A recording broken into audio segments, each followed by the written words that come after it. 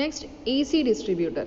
So AC distributor consider ചെയ്യുമ്പം അവിടെ impedance വരും, അതായത് റെസിസ്റ്റൻസ് ആൻഡ് റിയാക്റ്റൻസ് ടേം വരും.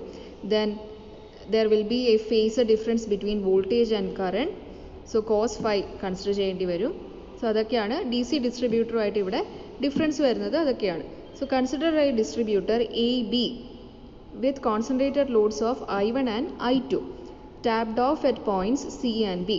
So taking the receiving end voltage VB as a reference vector, lagging power factors at C and B be cos phi 1 and cos phi 2 with respect to VB. So VB is taken as the reference vector and power factor at point C will be cos phi 1 and at B it is cos phi 2. Let R1 and X1 and R2 X2 be the resistance and reactances of sections AC and CB. So AC sectionലുള്ള resistance and reactance R1 and X1. So അവിടുത്തെ impedance വരുന്നത് R1 plus J X1. Then reactance and resistance in the section BC is R2 and X2. So അവിടുത്തെ impedance is 2 is equal to R2 plus J X2. So ഇത് എങ്ങനെയാണ് solve ചെയ്യുന്നത് നോക്കാം. So impedance of section AC ZAC is equal to R1 plus J X1. R1 plus J X1. Impedance at section BC is R2 plus J X2. Okay. So ഇവിടെ current വരുമ്പം കറണ്ടിന് ഒരു phase angle വരും. So അത് vector ആണ്. So load current at point C എടുക്കുമ്പം I1 vector current I1 is equal to I1 into cos phi 1 minus J sin 1. അതായത് ആ കറണ്ടിനെ polar ഫോമിൽ റെപ്രസെൻറ്റ് ചെയ്തതാണ് ഇത്.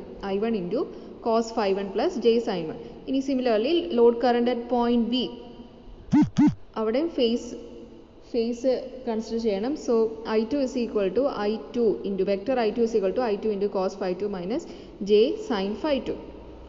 സോ I2 എന്ന് പറയുന്നത് സെക്ഷൻ ബി സിയിലുള്ള കറണ്ട് തന്നെയാണ് I2. ഇനി സെക്ഷൻ എ സിയിലുള്ള കറണ്ട് എന്തായിരിക്കും? സം ഓഫ് കറണ്ട് ആയിരിക്കും. അതായത് I1 പ്ലസ് I2 കറണ്ട് ആയിരിക്കും സെക്ഷൻ എ സിയിൽ ഫ്ലോ ചെയ്യുന്നത്. എന്നിട്ട് പോയിന്റ് സി എത്തുമ്പോൾ I1 ആണ് ഡ്രോ ചെയ്യുന്നത്. ഇനി സെക്ഷൻ ബി സിയിൽ ബാക്കി I2 കറണ്ട് ഫ്ലോ ചെയ്ത് സെക്ഷൻ പോയിന്റ് ബി വരുമ്പോൾ I2 കറണ്ട് സപ്ലൈ ചെയ്തു. ഓക്കെ.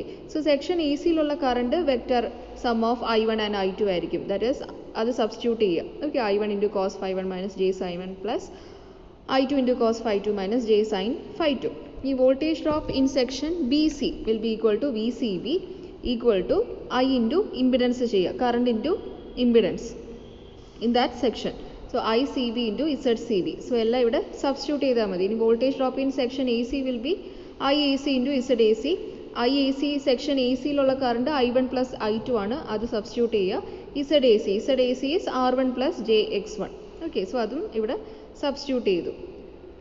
സോ സബ്സ്റ്റിറ്റ്യൂട്ട് ചെയ്ത ശേഷം sending end voltage will be equal to, so ഇവിടെ ഒരു പോയിന്റിൽ നിന്ന് മാത്രമാണ് സപ്ലൈ ചെയ്യുന്നത്. So sending end voltage will be equal to point B VB plus drop over the sections AC and BC. Okay, so sending end voltage VA will be equal to VB plus VCB plus VAC. That is sending end voltage is equal to receiving end voltage plus drop over the sections. അപ്പോൾ ഇവിടെ രണ്ട് section ഉണ്ട്, AC യും BC. അപ്പോൾ VA equal to receiving end voltage VB plus drop over the section BC is VCB plus drop over the section AC VAC. The sending end current will be equal to I1 plus I2.